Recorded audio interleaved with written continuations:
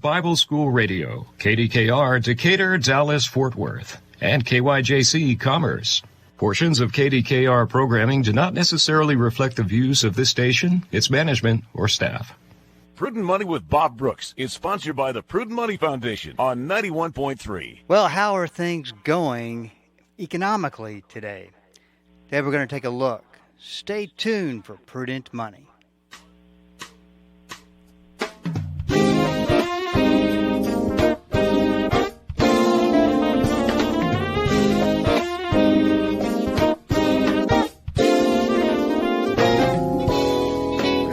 This is Bob Brooks, and you are listening to the Prudent Money Radio Show. Thank you so much for joining me today. You know I do appreciate it, and I do have a line open if you'd like to call. The number to call is 1-877-913-5357, 1-877-913-5357. You can also go to the website, the brand new PrudentMoney.com website. Go check it out. Let us know what you think. And there's a section at the top of or a link, I should say, at the top of the page that you can go to a question and answer section of the website. Send your questions in. I love to get the questions and answer the questions and take your comments. Whatever's on your mind, just go to PrudentMoney.com, send it to us. We'll get you taken care of. 1-877-913-5357. Well, before we get into today's talking points and commentary, I wanted to talk a little bit about what I've been bringing up from time to time here, even more so as of late. Talk a little bit about fraud, because it seems like every day I'm getting new stories. And I got one, I heard a story today from an individual who had just recently gone through some fraud and has lost a lot of money.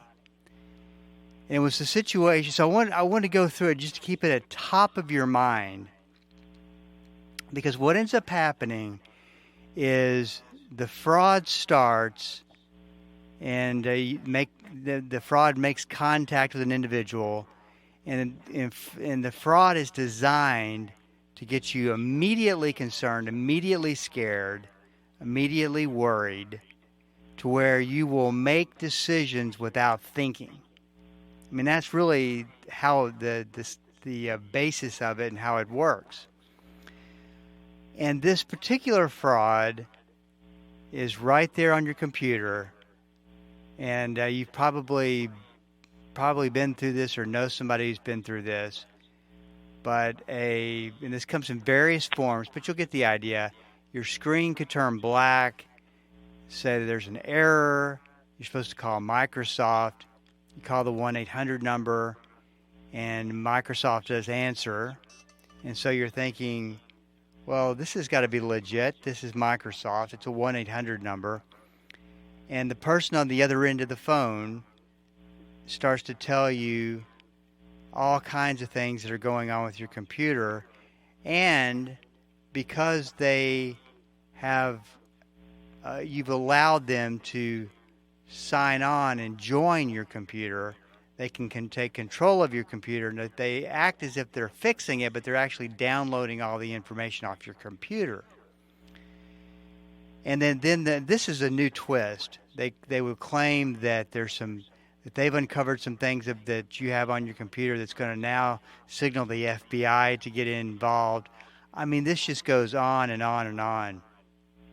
Before this person even could just really assess what was going on, $23,000 was taken out of this individual's bank account. And it just gets worse from there. Another had access to another $40-something thousand. Fortunately, the bank took control of the situation and shut down all transactions.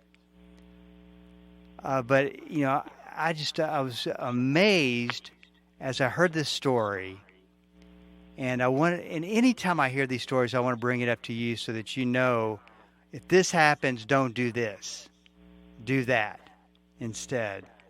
I've had that happen to me a few times, and in fact, a loud voice comes on and says, "Your computer is now infected with some virus." I have found that, and it's probably not this easy, I probably just got lucky, but I just fully turned off the computer, waited about a couple of minutes, turned it back on, and went to a different browser for a while. It eventually it came back to normal, and anyway. The bottom line is, if it doesn't come back to normal, you certainly don't want. And this goes back to the rule that we talked about, or we've been talking about, that I came up with. That if someone approaches you, do not take action. Do not give them any information. Do not take the action that they want you to take. Now think about this for a second. This particular scam artist approached this individual through their computer. They've taken over the situation. They want you to take an action.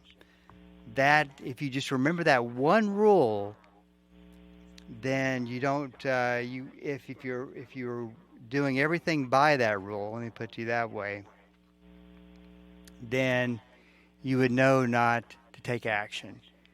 And if it means unplugging the computer, taking it to there's a lot of places that will fix computers, get the virus off of it, whatever you have to do, definitely do it, because if they get a hold of your computer and download all your information, that could be bad.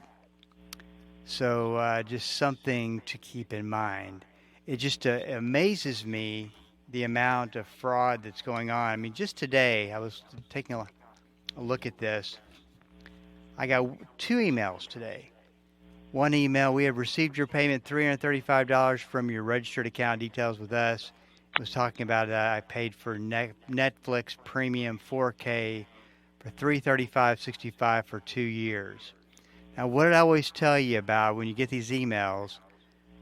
Number one, legit companies don't send out emails like this. And once again, an email is approaching you for information.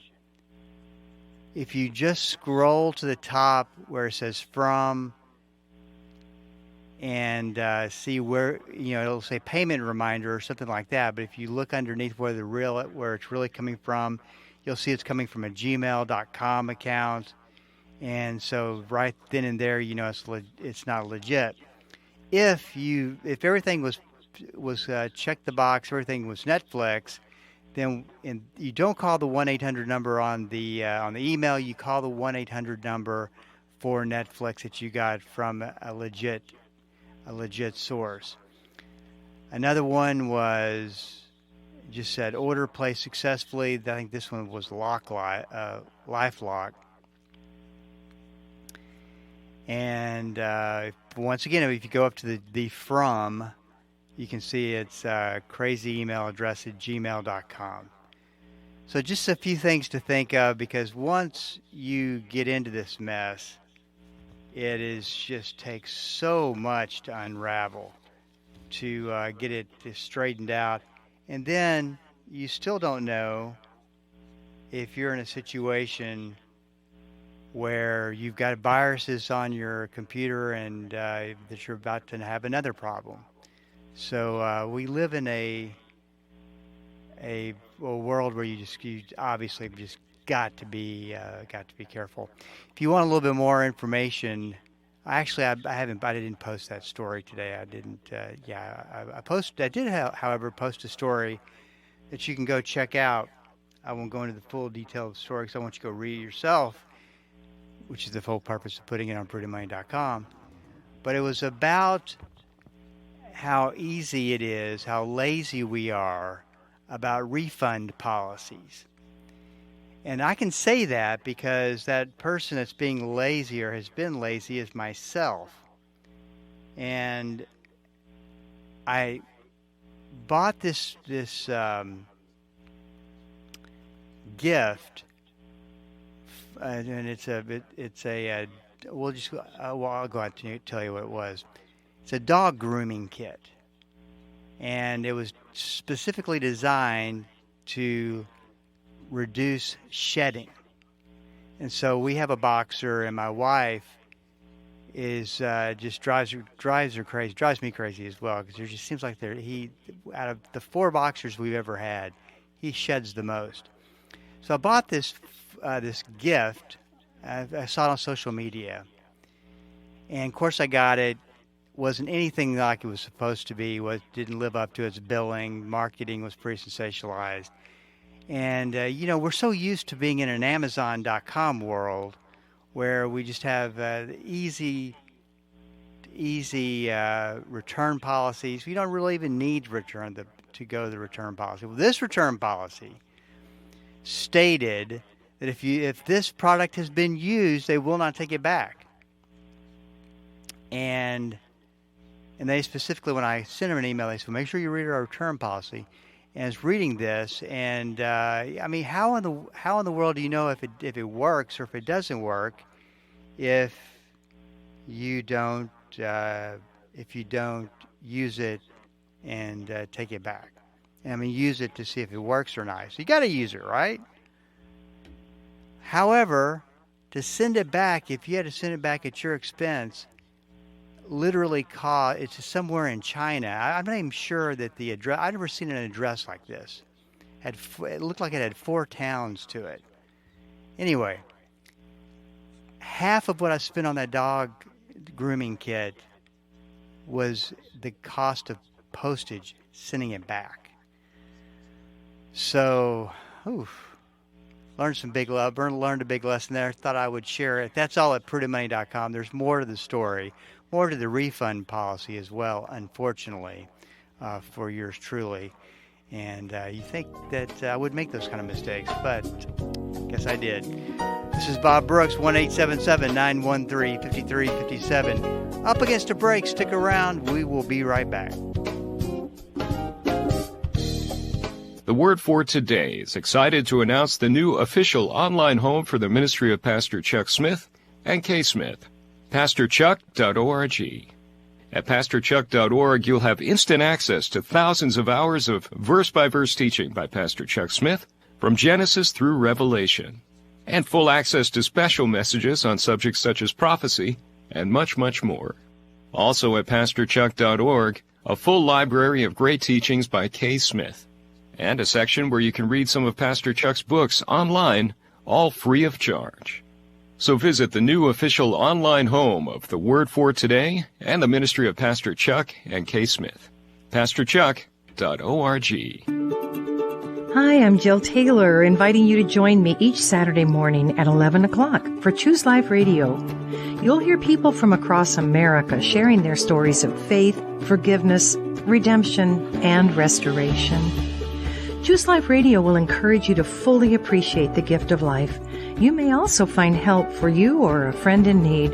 So please join me Saturday mornings at 11 o'clock right here on Bible School Radio 91.3. This week on Truth for Life, we're excited to begin a practical study on evangelism. We'll hear from Alistair Begg about what it is, why every Christian is called to share his or her faith, how much of the responsibility belongs to God, and how we get started. Listen to Truth for Life with Alistair Begg. Weekdays at 5:30 a.m. here on 91.3 KDKR. Welcome back. This is Bob Brooks, and you are listening to the Prudent Money Radio Show, 1-877-913-5357. So how are things going in America financially? I don't think that, and I've been doing this for 30 years, and I don't think I've ever have come across a time period where things are so mixed up, it's almost like you don't know who to believe. Things are out of balance. And, horribly out of balance. So think about this for just a second. You'll allow me to get on my soapbox for a couple of minutes, and I will immediately get back off. If you've heard all the news reports, you've read all the articles on social media, we are hunkering down in America as if a Cat 2 or a Cat 4 or Cat 5 hurricane is headed this way.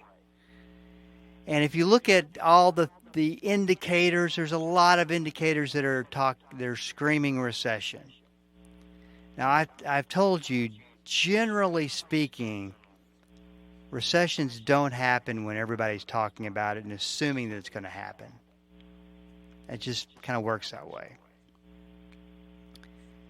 So if I'm a small business owner and I am considering hiring some people, but I'm getting all this news about a negative economy, things going to get kind of bad. So maybe I just hold off for a while. That would make sense, right? To not hire people. But that's not what the unemployment numbers say. On Friday, the Department of Labor announced that 339,000, and there was some 339 and some other thousand. I forgot to look up the last three digits, but you get the idea. 339,000 people were hired in May. Now, that is a large number, very large number. And before that, 253,000 people were hired the month before.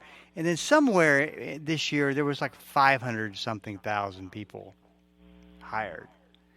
Now, we've been under, we'll call it recession watch all year so far. And most of last year. Yet, these employment numbers are indicating that owners of businesses, which would be the first time in the history of mankind, are not paying attention to any of this, and they don't care if there's a recession coming. They're going to hire all these people. Now, you know where I come in at on this. I don't believe that these numbers are really very accurate for a number of reasons. From the area of Washington, D.C., I don't think that they are even come close. Let's take a look at one number that is a literal estimate. We've talked about it before, and if you are listening to the program, you know that nobody else is talking about this. And it is a legit number they come up with that they won't say legit. It is a number that they come up with. The concept is legit. The number is probably not too legit. But there's a group of individuals who look at what the Department of Labor came up with, and then they form their own number on top of that number. So they're looking at it from, it's called the birth-death ratio. How many businesses were birthed? How many businesses died? So how many businesses got started, new employees? How many businesses went out of business or died, and employees lost their jobs? So they're looking for all these companies that the Department of Labor missed, basically.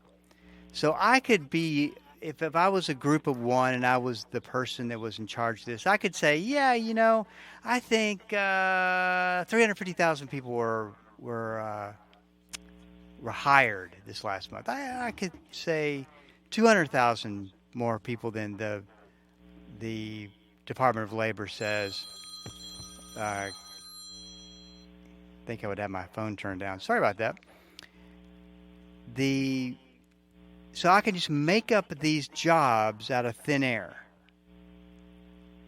So if you look at the number of jobs that were estimated, and when we talk about government estimates, they generally go in favor of the government.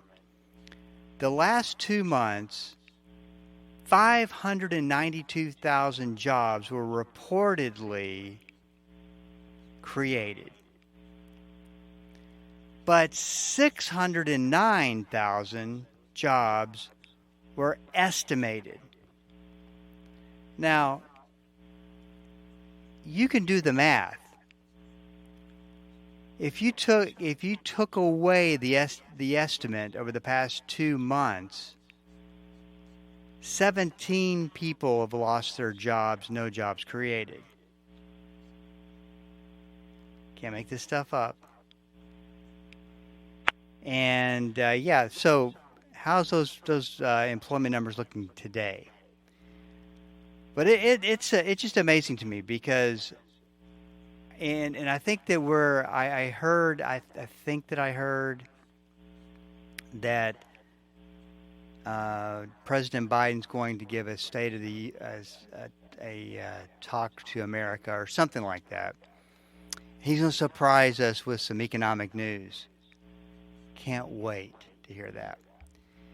Okay, so then there's this. And these are the kind of things we watch. And granted, these aren't just necessarily big numbers, but they're statistics that are going in the wrong way.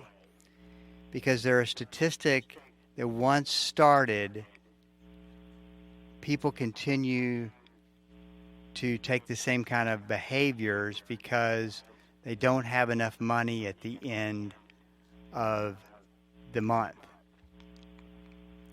I mean, inflation is still. Let me say this before I go to this particular story. Inflation is still a problem, and in the past, this did not come up on hardly any news cycles on Friday.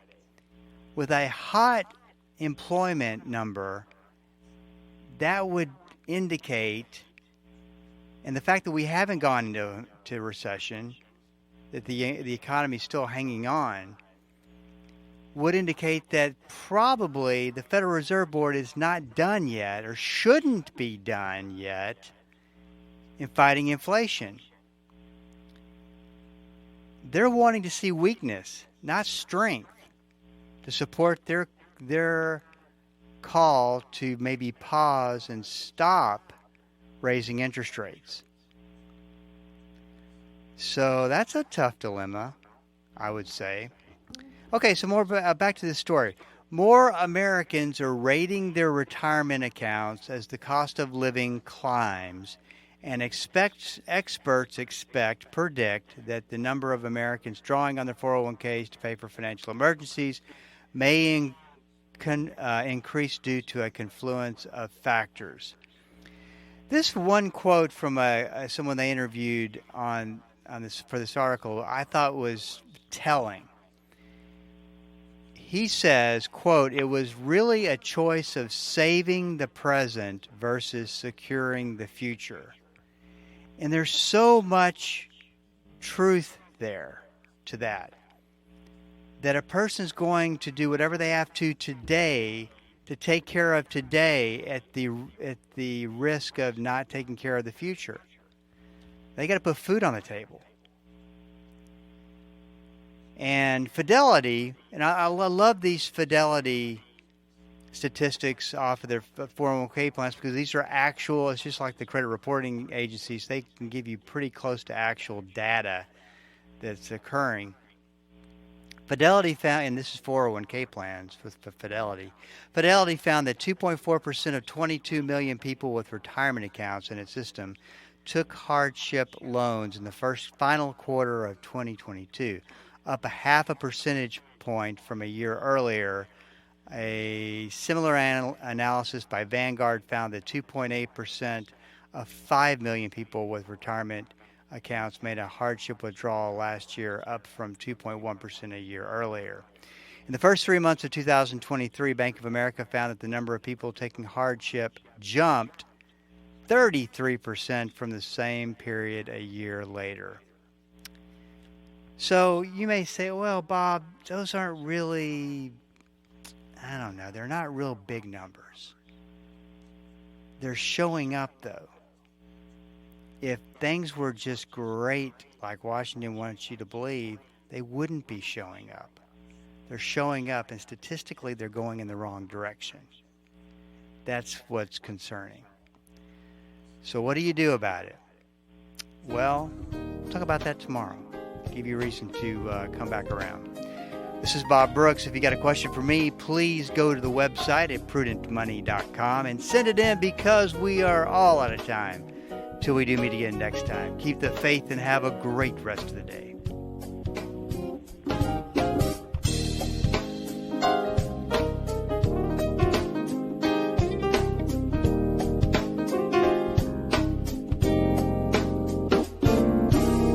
That's all the time we have for today.